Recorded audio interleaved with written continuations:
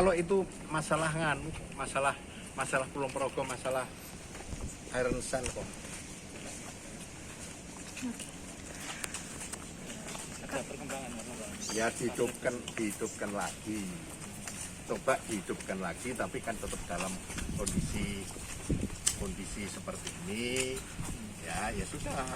Sekarang kirim saja iron sand untuk dites memenuhi syarat untuk industri, enggak.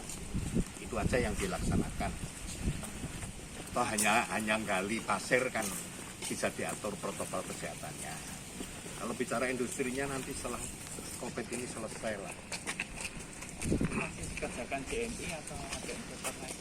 Ada investor yang masuk. Dari China atau? Enggak, dari Jakarta. Oh, dari Ya.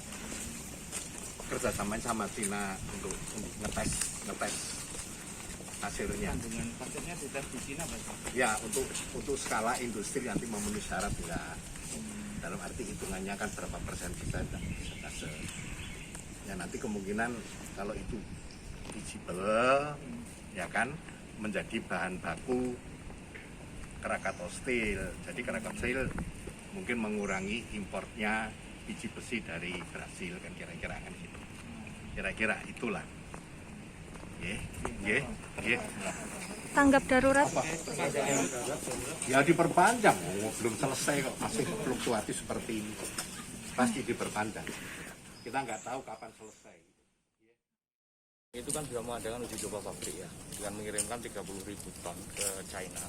Nah itu sebagai uji coba pabrik, kemampuan pabrik. Nah kemudian hasil uji coba kandungan itu harus mencapai nanti di up itu sampai 70%.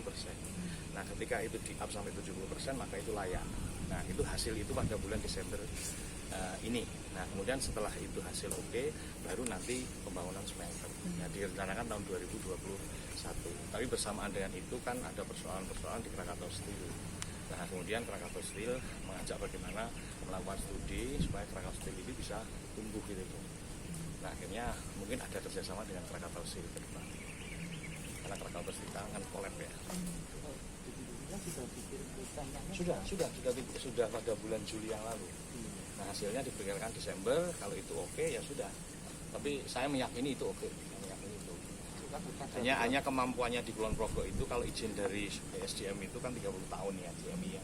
Tapi kandungan pasir yang ada di Kulon Progo itu kalau diambil 1 tahunnya 1 juta ton itu hanya 20 tahun. Nah oleh karena itu apakah pabriknya hanya 20 tahun?